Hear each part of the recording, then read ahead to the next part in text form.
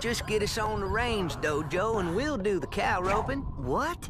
I think he means get us close and we'll find it. So why didn't he just say it? Clay Bailey is a southern gentleman from Texas. This starts to sound like a dating profile. He's the only American Shaolin monk in the main group, and is known for having, like, insane sayings and funny metaphors that all relate to Texas somehow. I feel like he's related to Sandy Cheeks. The character that gets the most family representation, like, we see his dad, we see his sister, but other than that, he's got, like, the least amount of speaking lines, and sometimes the cast even borderline makes fun of him for his American ways. They really don't say that exactly, I'm just making that up. Surprisingly enough, he's one of the most lovable characters, having the fewest showdowns out of all the monks in the entire series, which is kind of crazy. But today I want to get over his most influential episodes in the Xiaolin Showdown series, starting with the first season. I also found some really cool tidbits and secret story beats for this episode. So why don't we get into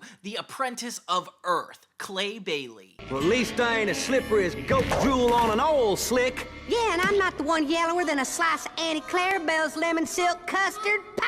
Will you two please stop abusing the English language? So the second episode ever of Xiaolin Showdown is called Like a Rock, and immediately they went from Omi's pilot to Clay's second episode. Well, he's breathing.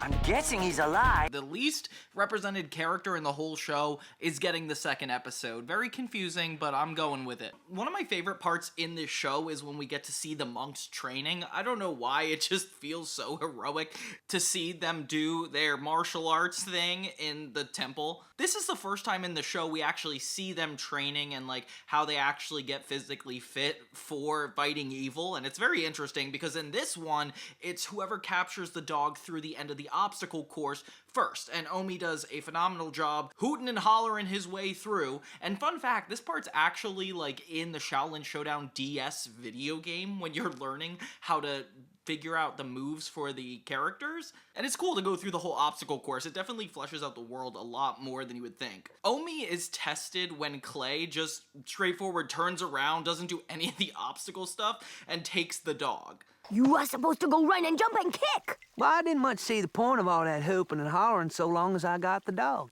Raimundo calls this old man kung fu, which Master Feng walks in on, and it's so awkward. Can you imagine insulting an older person, like, right in front of them? Oh, so embarrassing. So this sets up the moral for the whole episode, which is that you fight smarter, not harder, which is interesting because obviously Omi is used to fighting harder, and Clay is working a little bit smarter. But I can't help but feel bad for Clay. He's the only one coming from America, from Texas, and of course the other monks view him as like a overweight southern boy that they don't really take seriously, and that's how this whole episode goes. It almost feels like bullying. We get to go into the vault for the first time and physically see where the Shengangwu are stashed, which I actually really think is awesome. And since Clay did the best in the training competition, he gets to use the Eye of Dashi, which, if you remember, the first episode has the Eye of Dashi, the Mantis flip coin, and the two-tongue tunic. And everybody but Omi gets a Shengangwu, which is fair, Omi. They just got here. You're so not new to this.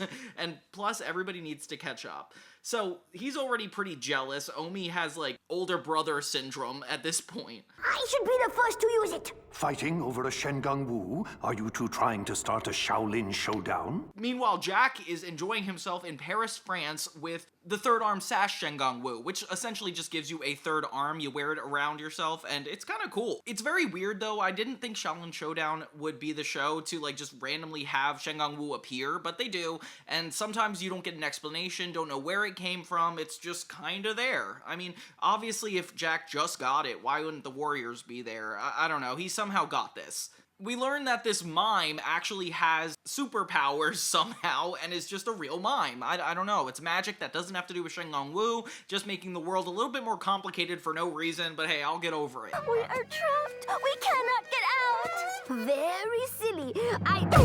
Hey.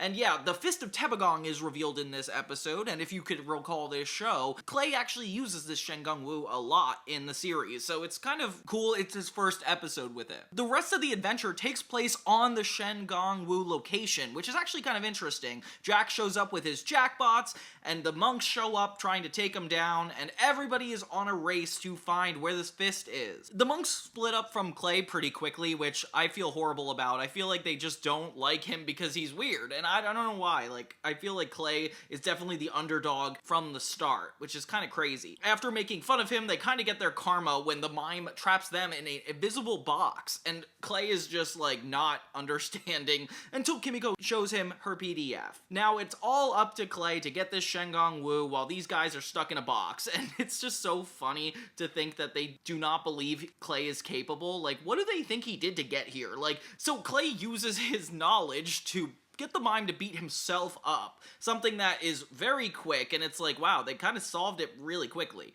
I mean, Omi, Raimundo, and Kimiko need to get out of the box. Once the monks get out of the box, it's almost too late. Clay comes head to head with Jack Spicer, and all the monks have pretty much given up right away. I accept your challenge. Come on, guys, so rude. The challenge is to catch this bird that's just like flying around, which, by the way, I don't know how the animation gets more impressive here. It's such a boring idea for a showdown, but hey, at least the ground's lifted up. I don't know. This is the first time we see the warriors in their robes, which is kind of cool. Clay ends up pulling through, which is really cool. It kind of reminds me of the tortoise and the hare storyline, given that this already happened at the beginning of the episode and it happened once again at the end of the episode. It's just never underestimate your opponent, and they underestimated their own teammate. What's he doing? If I had to guess, flower arrangement. This does not inspire confidence. Which I feel like is negative on their part, but hey, they're kids growing up and learning, and honestly, this is a really nice lesson to learn that you have to trust one another, and like, even if you don't think somebody else's methods are completely intact, Clay clearly knew what he was doing in his own right, and I love that. I love that lesson in this. And at this point, we have a total of 5 Shengang Wu in the universe. It's so exciting to just see this grow. Of course, the Shaolin monks are the ones with all of them. The man who storyboarded this episode's name is Tim Eldred, and it's really cool to actually look at these storyboards and see how the show came together. He implies Clay is like an old man doing kung fu. Omi, ixnay on the easing tay. Is there something funny about old men and their kung fu, young monk? Master Fong. You do recall, Omi, that the oldest oak in the grove is by far the strongest, yes?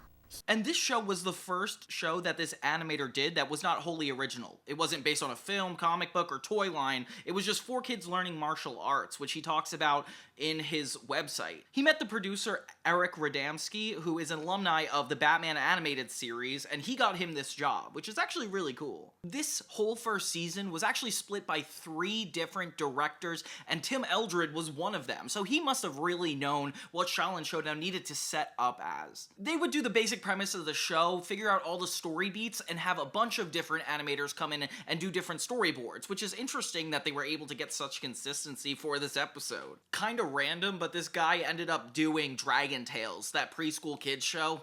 Really funny to think about. The way he talks about this episode specifically is saying that, like, since the scripts were already really funny on their own, written by Bill Motz and Bob Roth, who developed the first season, it felt like instead of polishing turds, like making bad scripts good, it felt like it was already taking good scripts and launching them off like rockets. My favorite part of this animatic is like looking into the locations we know so well, like the vault, for example. Look how cool that is. Oh, and the way that they direct action scenes like the showdowns themselves. Like, it's just so interesting. Shout out to Tim Eldred for all these amazing drawings and directing this whole episode. It's just so cool to see behind the scenes, especially for a show that's so underutilized or underrecognized, that is.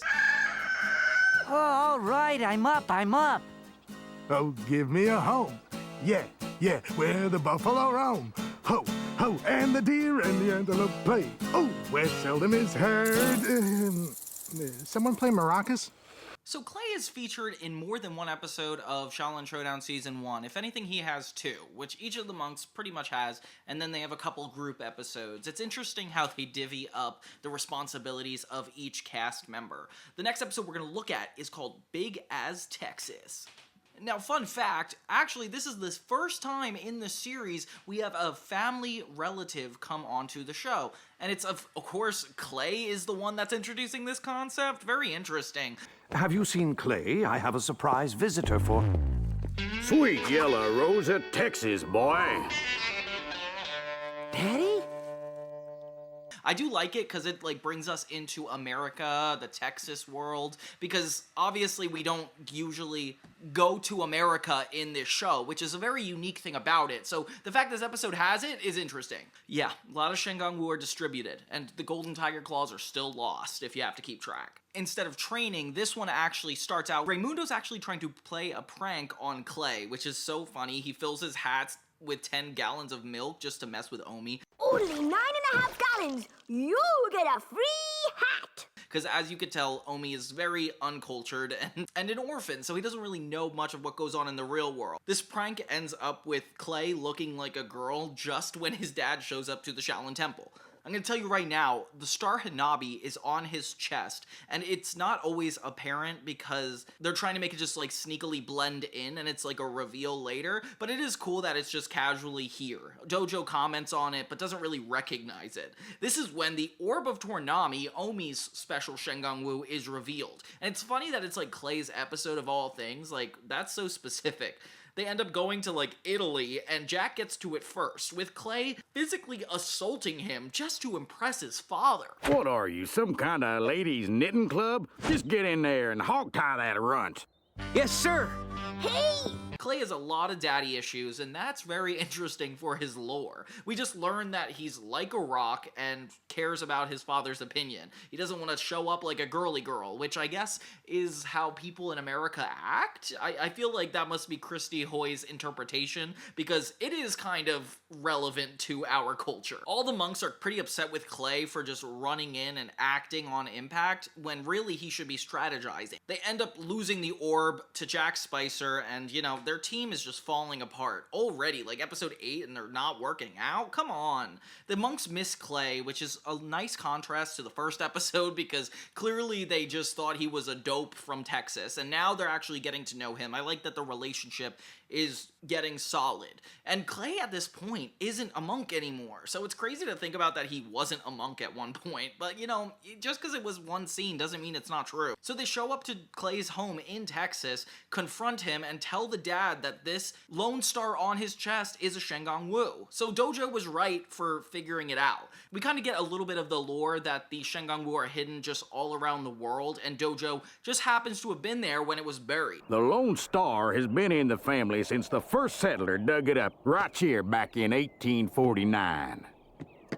Yeah, but who do you think buried it back in 549? Of course, the dad feels ownership for this because they dug it up, but they don't acknowledge that, you know, somebody built it years before. Kind of reminds me of like the Pilgrims and the history of Thanksgiving, you know? Like we just ended up taking their land and celebrating that. Didn't even talk about the fact we took it from other people. That's such a funny like comment on American culture too, since that is in our history. That's like how we are. The monks end up staying at Clay's ranch house for quite some time, and it's really cute seeing them switch to cowboy clothes, with Kimiko having cowgirl clothes. The rest of the episode, Omi is just trying to milk a cow, which is crazy that that's his only plot line.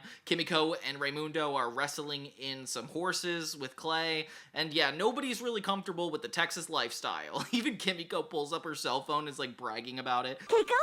Kimiko, I totally caught a cow. Can you believe it? I love Kimiko so much. I don't know why. It's just so funny to see her still working with technology in this farm. Jack ends up getting to Clay's dad before Clay can actually prove he's a man, which, by the way, yeah, the dad insists that the only way Clay can get this star Hanabi is if Clay can prove he is a man and allow it to be passed on from a different generation. And that's kind of cool, I guess. I don't know. It's more of the idea that it's like tradition and like upholding tradition. I don't know. That's a cool thing, I guess. So while Clay is trying to prove himself, Jack Spicer fully grabs the dad, and of course, Clay's daddy issues come to light. Next thing you know, Jack Spicer uses the Orb of Tournami against the entire crew and almost flooding the entire state of Texas, which you can't convince me that has actually happened. I know it's a cartoon, but this is getting a little ridiculous. They lose the star in the ocean ocean, and that leads to Clay and Jack getting into a Xiaolin Showdown, which is always fun. So far, Clay is 2 for 2 in Xiaolin Showdowns because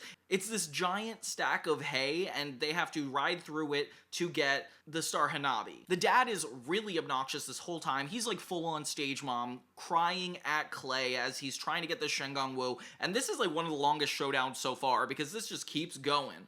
No time to dilly-dally, son. Get in there.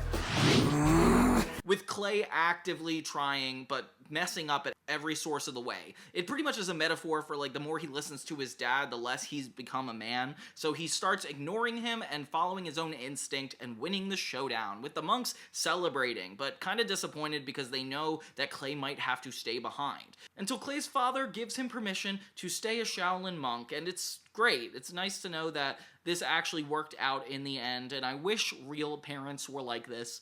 But unfortunately, they're a lot more stubborn than you would think. It's Clay's dad in a good light, and just watching Jack fail is just great. It's so interesting because it's like the only time I think I've ever seen Jack use the Orb of Tournami. Like from this point on, these Season 1 Shengang Wu are pretty standard for the monks. Like Omi has the Orb, Clay has the Fist of Tebagong, Kimiko uses the Star Hanabi, and Raimundo gets his Sword of the Storm, and it's really cool the way they divvy it up like that. Later on in the 3rd season, they get another Shengang Wu, but we'll save that for later. But yeah, sweet episode. This one's a lot more fair to Clay. I feel like the first one was just straightforward bullying, and this is like actually all of them appreciating one another, and that's cool. I like that. So all around, I guess this show wouldn't be as diverse or well-rounded without a soft-spoken country character like Clay Bailey. He really makes the show feel like it's a lot more fun and grounded than it sets out to be, with these magical elements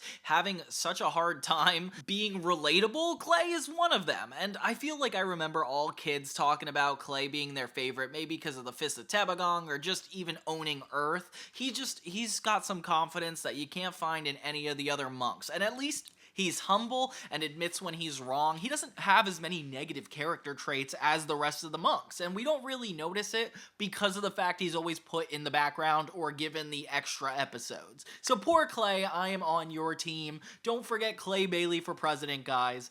Thank you so much for watching, and we'll see you again next time.